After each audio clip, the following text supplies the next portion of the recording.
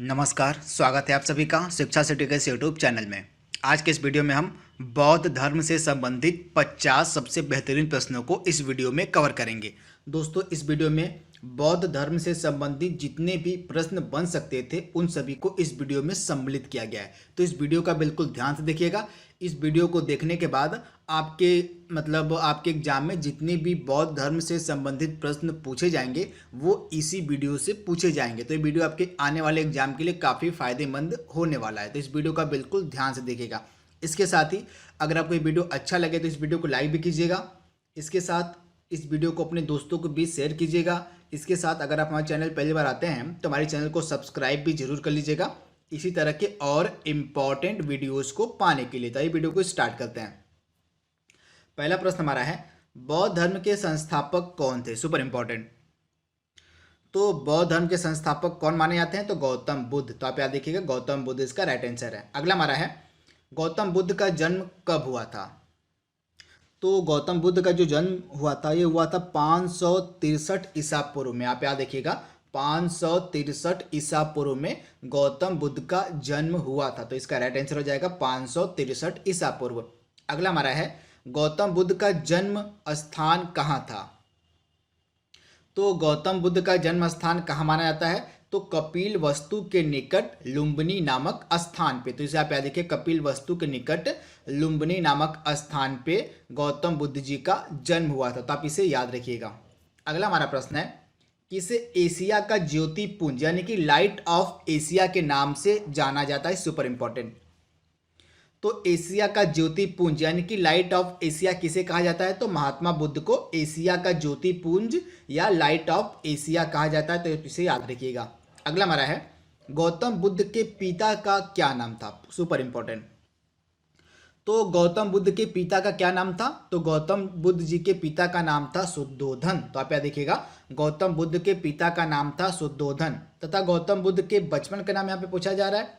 तो महात्मा बुद्ध के बचपन का जो नाम था वह था सिद्धार्थ। तो इसे भी आप याद रखिएगा, गौतम बुद्ध यानी महात्मा बुद्ध के बचपन का नाम था सिद्धार्थ और महात्मा बुद्ध के पिताजी का नाम था शुद्धोधन। तो ये सभी प्रश्न एग्जाम में पूछे जाते हैं, इसीलिए मैंने इन सभी प्रश्नों को वीडियो में सम्मिलित किया। और जितने भी छोटे छोटे प्रश्न बन सकते थे या जितने भी बड़े से बड़े प्रश्न बन सकते थे उन सभी को इस वीडियो में सम्मिलित किया गया जो कि बौद्ध धर्म से संबंधित हैं। तो इस वीडियो का बिल्कुल ध्यान से देखिएगा।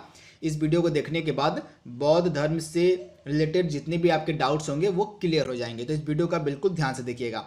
अगला हमारा प्रश्न है, महात्मा बुद्ध की माता जी का क्या नाम था? Super important. तो महात्मा बुद्ध जी की माता का क्या नाम था? तो महामाया। आप याद देखिएगा, महात्मा बुद्ध जी की माता का नाम था महामाया तथा इनका संबंध किस राजवंश से था? तो कौशल राजवंश से संबंधित थी इनकी माता महामाया। तो आप इसे याद रखिएगा। अगला हमारा है, महात्मा बुद्ध की सौतेली माता का क्या नाम था? Super important.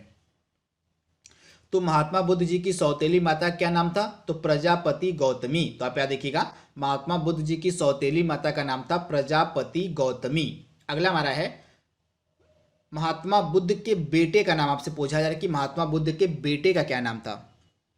तो महात्मा बुद्ध के बेटे का क्या नाम था? तो इनके बेटे का नाम था राहुल। तो आप इसे याद देखिएगा, महात्मा बुद्ध के बेटे का नाम था राहुल। तो आप इसे याद देखिएगा, ये भी कई बार एग्जाम में पूछा गया प्रश्न है कि महात्मा बुद्ध के बेटे का क्या नाम था? तो इनके बेटे का नाम था राहुल। तथा महात्मा बुद्ध की पत्नी का नाम भी पूछा गया एग्जाम में, तो इनकी पत्नी का नाम है यशोधरा। तो ये आपको चार चीज़ याद रखनी है।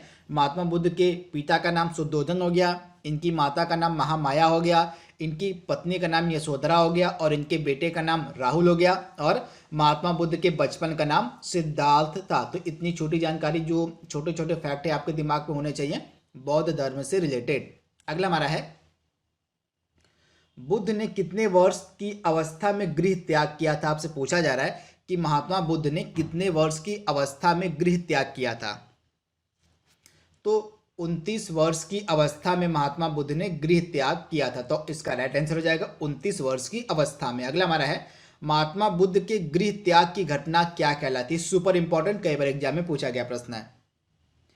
तो महात्मा बुद्ध के गृह त्याग की घटना क्या कहलाती है? तो महात्मा बुद्ध के गृह त्याग की घटना कहलाती है महाभिनिष्क्रमण। आप इसे याद कर लीजिएगा, ये 100% आपके एग्जाम में पूछा जाएगा कि महात्मा बुद्ध के गृह त्याग की घटना क्या कहलाती है? तो उस घटना को हम कहते हैं महाभनिशीक्रमण, जब महात्मा बुद्ध ने गृह त्याग किया था। तो आप इसे याद रखिएगा। तथा इनके गृह त्याग के लिए प्रतीक चिन्ह कौन सा इस्तेमाल में लाया जाता है, तो ये भी एग्जाम में पूछा गया है। तो जब महात्मा बुद्ध ने गृह त्याग किया था तो उनके गृह त्याग के लिए प्रतीक चिन्ह इस्तेमाल में लाया जाता है घोड़ा। तो आप इसे याद रखिएगा, घोड़ा प्रतीक चिन्ह का इस्तेमाल किया जाता है जब महात्मा बुद्ध ने गृह त्याग किया था। तो इसे भी आप याद रखिएगा। तथा इनके गृह त्याग की घटना महाभनिशीक्रमण कहलाती है। अगला हमारा है, महात्मा बुद्ध ने अपना प्रथम गुरु किसे बनाया था, सुपर इंपॉर्टेंट। तो महात्मा बुद्ध ने अपना प्रथम गुरु किसे बनाया था, तो अलार कलाम को। तो अब इसे याद देखिएगा, अलार कलाम को महात्मा बुद्ध ने अपना प्रथम गुरु बनाया था तथा इन्होंने अलार कलाम से सांख्य दर्शन की शिक्षा ली थी। तो आप इसे याद रखिएगा। अगला हमारा है, बुद्ध के दूसरे गुरु का क्या नाम था, सुपर इंपॉर्टेंट। तो महात्मा बुद्ध के दूसरे गुरु का क्या नाम था, तो रुद्रक रामपुत्र। आप इसे याद रखिएगा, रुद्रक रामपुत्र जो थे ये महात्मा बुद्ध के दूसरे गुरु बने थे। तो इसे आप याद रखिएगा। अगला हमारा है, 5 ब्राह्मणों को बुद्ध ने पांच ब्राह्मणों को बुद्ध ने अपना शिष्य कहाँ पे बनाया था। तो 5 ब्राह्मणों को बुद्ध ने अपना शिष्य कहाँ पे बनाया था, तो उरुवेला में। तो उरुवेला नामक स्थान पे महात्मा बुद्ध ने 5 ब्राह्मणों को अपना शिष्य बनाया था। Super important. अगला हमारा है, बुद्ध के 5 शिष्यों के क्या नाम थे। आपसे पूछा जा रहा है कि महात्मा बुद्ध के 5 शिष्यों के नाम। तो पहले आपके हो गए कौंडिन्य, दूसरे वंपा, तीसरा भादिया, चौथा अस्सागी और 5वां महानामा। तो ये 5 शिष्य थे महात्मा बुद्ध जी के। अगला हमारा है, किस वृक्ष के नीचे बुद्ध ने कठिन तपस्या कर ज्ञान यानी कि निर्वाण की प्राप्ति की थी, सुपर इंपॉर्टेंट। तो पीपल का वृक्ष था जहां पे महात्मा बुद्ध को ज्ञान यानी निर्वाण की प्राप्ति हुई थी। तो आप इसे याद रखिएगा। तथा इस पीपल को वृक्ष को बोधि वृक्ष भी कहा जाता है। तो आप इसे याद रखिएगा, इस पीपल के वृक्ष को बोधि वृक्ष भी कहा जाता है, जिसके निकट महात्मा बुद्ध को ज्ञान यानी कि निर्वाण की प्राप्ति हुई थी। तो आप इसे याद रखिएगा। अगला हमारा है, ज्ञान प्राप्ति के बाद सिद्धार्थ को क्या कहा गया, सुपर इंपॉर्टेंट। तो जब ज्ञान की प्राप्ति हो गई तो सिद्धार्थ किस नाम से जाने गए, तो गौतम बुद्ध के नाम से जाने गए। ज्ञान की प्राप्ति के बाद सिद्धार्थ। तो आप इसे याद रखिएगा। इसका राइट आंसर है गौतम बुद्ध तथा तथागत। अगला हमारा है, गौतम बुद्ध को ज्ञान की प्राप्ति किस रात्रि को हुई थी, सुपर इंपॉर्टेंट। तो गौतम बुद्ध को ज्ञान की जो प्राप्ति हुई थी वो हुई थी बैसाख पूर्णिमा की रात को। कब, तो बैसाख पूर्णिमा की रात को गौतम बुद्ध जी को ज्ञान की प्राप्ति हुई थी। तो इसका राइट आंसर क्या हो जाएगा, बैसाख पूर्णिमा की रात को। अगला हमारा है, सिद्धार्थ का गोत्र। आपसे पूछा जा रहा है कि सिद्धार्थ का गोत्र क्या था। तो सिद्धार्थ का गोत्र क्या था, तो गौतम। तो आप ऐसे याद रखिएगा, सिद्धार्थ का गोत्र था गौतम। अगला हमारा है, बुद्ध ने अपना प्रथम उपदेश कहाँ पे दिया था, सुपर इंपॉर्टेंट। तो महात्मा बुद्ध ने अपना जो प्रथम उपदेश था यह दिया था सारनाथ में। कहाँ, तो सारनाथ में महात्मा बुद्ध ने अपना प्रथम उपदेश दिया था। तो आप इसे याद रखिएगा, सुपर इंपॉर्टेंट। अगला हमारा है, महात्मा बुद्ध के प्रथम उपदेश देने की घटना को क्या कहा जाता है, सुपर इंपॉर्टेंट। तो महात्मा बुद्ध के प्रथम उपदेश देने की घटना क्या कहलाती है, तो धर्म चक्र प्रवर्तन। क्या कहलाती है, तो महात्मा बुद्ध के प्रथम उपदेश देने की घटना धर्म चक्र प्रवर्तन कहलाती है। तो इसका राइट आंसर हो जाएगा धर्म चक्र प्रवर्तन। तब महात्मा बुद्ध ने अपना प्रथम उपदेश कहाँ पे दिया था, तो सारनाथ में। अगला हमारा है, बौद्ध धर्म के त्रिरत्न। आपसे पूछा जा रहा है कि बौद्ध धर्म के त्रिरत्न कौन कौन से हैं। तो बुद्ध, धम्म और संघ। आप याद देखिएगा, बुद्ध, धम्म और संघ ये बौद्ध धर्म के त्रिरत्न हैं। तो आप इसे याद देखिएगा, ये कई बार एग्जाम में पूछा गया प्रश्न है कि बौद्ध धर्म के त्रिरत्न कौन कौन से होते हैं, तो बुद्ध, धम्म और संघ। आप इसे याद रखिएगा। अगला हमारा है, बुद्धकालीन प्रसिद्ध नगर कितने तथा कौन कौन से थे, आपसे पूछा जा रहा है। तो बुद्धकालीन प्रसिद्ध नगर टोटल 6 थे तथा कौन कौन से थे, तो साकेत, कौशाम्बी, वाराणसी, चंपा, राजगृह और श्रावस्ती ये प्रसिद्ध बौद्धकालीन नगर थे 6। तो आप इसे याद रखिएगा। अगला हमारा है, बौद्ध साहित्य में प्रयुक्त संथागार शब्द का तात्पर्य क्या होता है। तो बौद्ध साहित्य में जो शब्द प्रयुक्त किया गया है संथागर, इसका मतलब होता है राज्य संचालन के लिए गठित परिषद। आप इसे याद रखिएगा, बौद्ध साहित्य में जो शब्द प्रयुक्त किया गया संथागार, इसका मतलब होता है राज्य संचालन के लिए गठित परिषद। तो आप इसे याद रखिएगा। 26वां प्रश्न हमारा है, आजीवक संप्रदाय की स्थापना किसने की थी? Super important. तो आजीवक संप्रदाय की स्थापना किसने की थी? तो मखली-गोसाल ने। किसने? तो मखली-गोसाल के द्वारा आजीवक संप्रदाय की स्थापना की गई थी। अगला हमारा सुपर इंपॉर्टेंट है, महात्मा बुद्ध का जो जन्म स्थान है लुम्बिनी किस महाजनपद के अंतर्गत आता था? Super important. तो महात्मा बुद्ध जी का जो जन्म स्थान है लुम्बिनी, यह किस महाजनपद के अंतर्गत आता था? तो कौशल महाजनपद के अंतर्गत आता था महात्मा बुद्ध का जन्म स्थान लुम्बिनी। तो आप इसे याद देखिएगा, सुपर इंपॉर्टेंट। अगला हमारा है, महात्मा बुद्ध का महापरिनिर्वाण यानी कि मृत्यु स्थल जो कुशीनगर है वह किस महाजनपद के अंदर आता था? ये भी आपसे पूछा जा रहा है। तो महात्मा बुद्ध को जहां महापरिनिर्वाण की प्राप्ति हुई थी यानी जहां पे इनकी मृत्यु हुई थी कुशीनगर में, यह किस महाजनपद के अंतर्गत आता था? तो मल्ल महाजनपद के मल्ल गणराज्य के अंतर्गत आता था कुशीनगर, जहां पे महात्मा बुद्ध को महापरिनिर्वाण यानी इनकी मृत्यु हुई थी। तो आप इसे याद देखिएगा। तथा 483 ईसा पूर्व में महात्मा बुद्ध जी की मृत्यु हुई थी कुशीनगर में। अगला हमारा है, बुद्ध काल में वाराणसी क्यों प्रसिद्ध था? Super important. तो बुद्ध काल में वाराणसी क्यों प्रसिद्ध था? तो हाथी के दांत के लिए बुद्ध काल में वाराणसी प्रसिद्ध था। अगला हमारा है, बुद्ध काल में पत्थर का काम करने वाले क्या कहलाते थे? तो बुद्ध काल में पत्थर का काम करने वाले क्या कहलाते थे? तो कोहक। आप इसे याद रखिएगा, बुद्ध काल में पत्थर का काम करने वाले कहलाते थे कोहक। अगला हमारा है, जिस स्थान पर बुद्ध को ज्ञान की प्राप्ति हुई थी वह स्थान क्या कहलाया? Super important. तो जिस स्थान पे बुद्ध को ज्ञान की प्राप्ति हुई थी वह स्थान क्या कहलाया? तो बोध गया। आप इसे याद देखिएगा, जिस स्थान पे महात्मा बुद्ध को ज्ञान की प्राप्ति हुई थी वह स्थान कहलाया था बोध गया। तो आप इसे याद देखिएगा, मोस्ट इंपॉर्टेंट। अगला हमारा प्रश्न है, बुद्ध के प्रथम 2 अनुयायी आपसे पूछा जा रहा है कौन थे? तो महात्मा बुद्ध के प्रथम 2 अनुयायी कौन थे? तो कालिक और तपासु। आप इसे याद देखिएगा, महात्मा बुद्ध के प्रथम 2 अनुयायी कौन थे? तो कालिक और तपासु। अगला हमारा है, भारत के बाहर बौद्ध धर्म को फैलाने वाले सम्राट कौन थे? Super important. तो भारत के बाहर बौद्ध धर्म को फैलाने वाले सम्राट कौन थे? तो सम्राट अशोक। आप इसे देखिएगा, सम्राट अशोक ने बौद्ध धर्म को भारत से बाहर फैलाया था। तो इसे देखिएगा, सम्राट अशोक। हमारा अगला प्रश्न है, बौद्ध धर्म को अपनाने वाली प्रथम महिला कौन थी? Super important. तो बुद्ध जी की जो सौतेली माँ थी प्रजापति गौतमी, ये पहली महिला थी जिन्होंने बौद्ध धर्म को अपनाया था। तो अब इसे देखिएगा, बुद्ध की माँ प्रजापति गौतमी, तथा यह जो प्रजापति गौतमी थी ये महात्मा बुद्ध की सौतेली माँ थी। आप इसे भी याद रखिएगा। अगला हमारा है, महात्मा बुद्ध ने अपने उपदेश किस भाषा में दिए? Super important. तो महात्मा बुद्ध ने जो अपना उपदेश दिया था यह कौन सी भाषा में दिया था? तो पाली भाषा में। आप इसे देखिएगा, महात्मा बुद्ध के द्वारा जो उनका उपदेश था अधिकतर यह पाली भाषा में दिया गया था। तो इसे देखिएगा, ये कई बार एग्जाम में पूछा गया प्रश्न है। अगला हमारा है, महात्मा बुद्ध ने तृष्णा की घटना को क्या कहा? Super important. तो महात्मा बुद्ध ने तृष्णा की घटना को क्या कहा? तो निर्वाण। तो आप इसे देखिएगा, महात्मा बुद्ध ने तृष्णा की घटना को निर्वाण कहा था। अगला हमारा है, बुद्ध की प्रथम मूर्ति कहाँ बनी? Super important.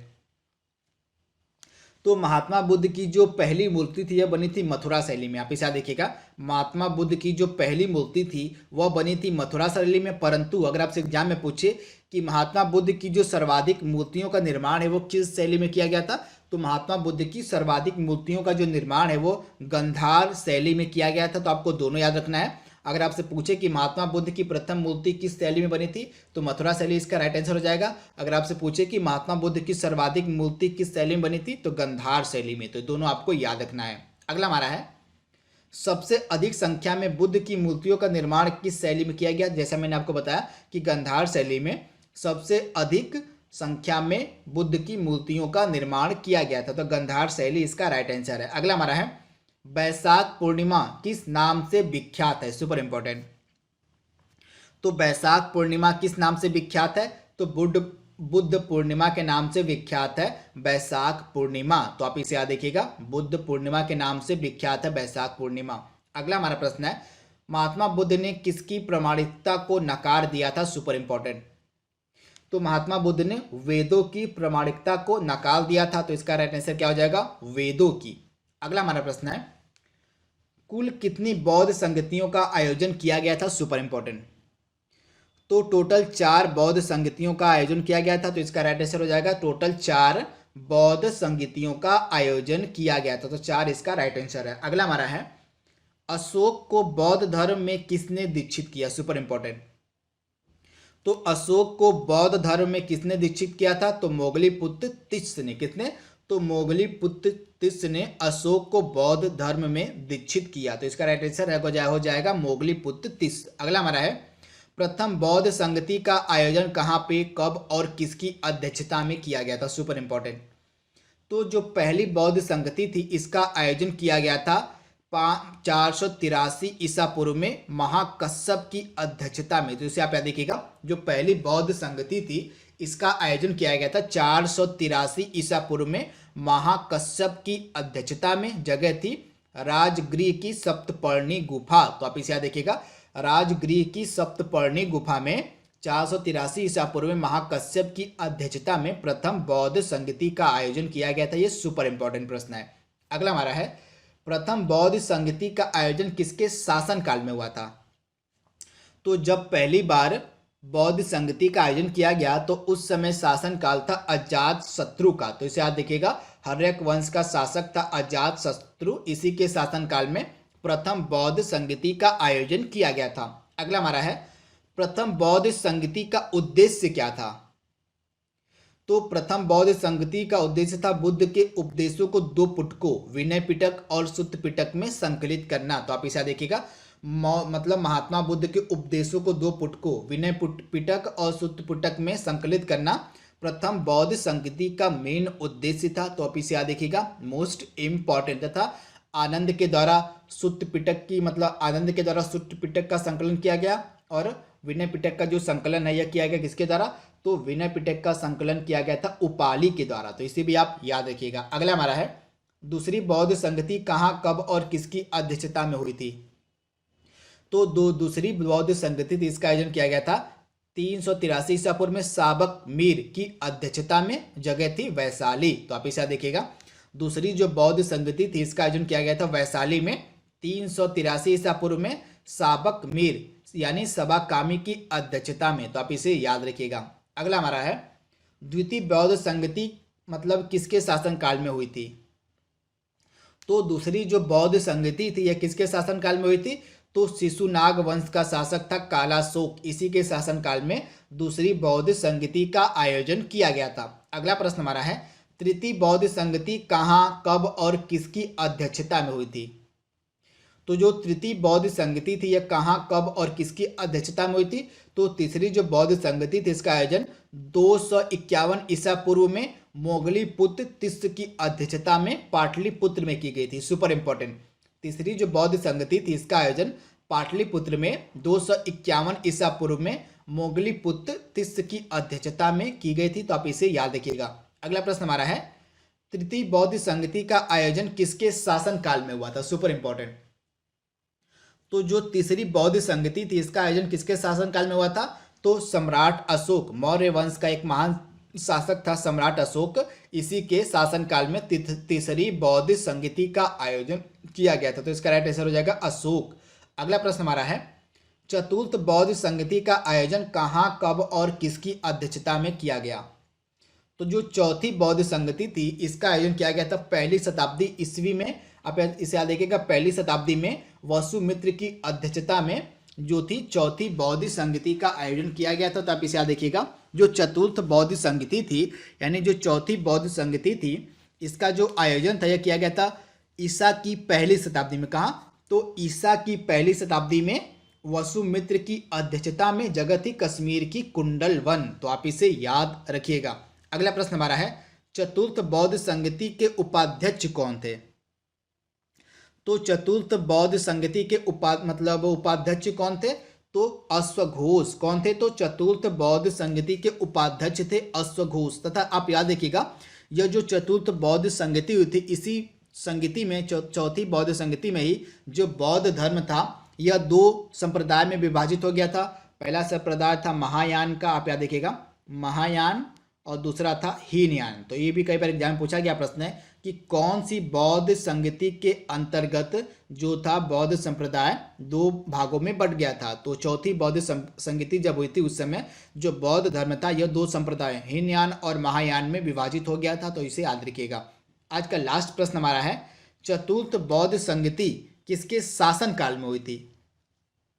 तो जो चौथी बौद्ध संगति थी यह किसके शासन काल में हुई थी?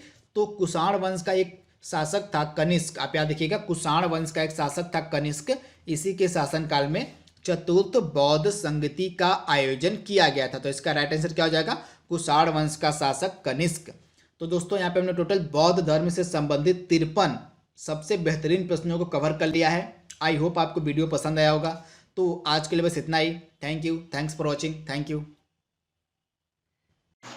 हेलो फ्रेंड्स, मेरा नाम गमरीश यादव और मैं आपसे ये कहना चाहूँगा कि अगर अभी तक आप लोगों ने अभी अनअकैडमी एप्लीकेशन इंस्टॉल नहीं किया है तो इंस्टॉल कर लीजिए, जहाँ पे मेरी फ्री क्लासेस भी चलती हैं, जहाँ पे मेरी पेड क्लासेस भी चलती है। तो फ्री क्लासेस भी आप रेगुलर देख सकते हैं। एवरीडे एसएससी में, रेलवे में, जितने भी आपके अपकमिंग एग्जामिनेशन आ रहे हैं, सारे सेक्शंस के लिए मैं आपको फ्री क्लासेस वहाँ पे प्रोवाइड कराता हूँ। करना सिर्फ इतना है आपको कि अनअकैडमी का एप्लीकेशन इंस्टॉल करना है और वहाँ पे आपको कोड टाइप करना है विमरीश @14। विमरीश मेरा नाम है, @ जो है स्पेशल कैरेक्टर हो जाएगा और 14 डिजिट हो जाएगा, जिससे आप फ्री क्लास है जो बिल्कुल फ्री है, बिना किसी पैसे लगाए जो वीडियोस मिलेंगी वो आप जाकर के वहाँ पे देख सकते हैं बिल्कुल फ्री अनअकैडमी के एप्लीकेशन पे। उसके बाद दोस्तों, अगर ये वीडियो आपको अच्छी लग रही है, जो वीडियो प्रेजेंट करी जा रही है आपको शिक्षा सिटी पे, तो वीडियोस को लाइक करिए, चैनल को ज़्यादा से ज़्यादा शेयर करिए, चैनल को ज़्यादा से ज़्यादा सब्सक्राइब करिए। चलिए वीडियो देखते हैं।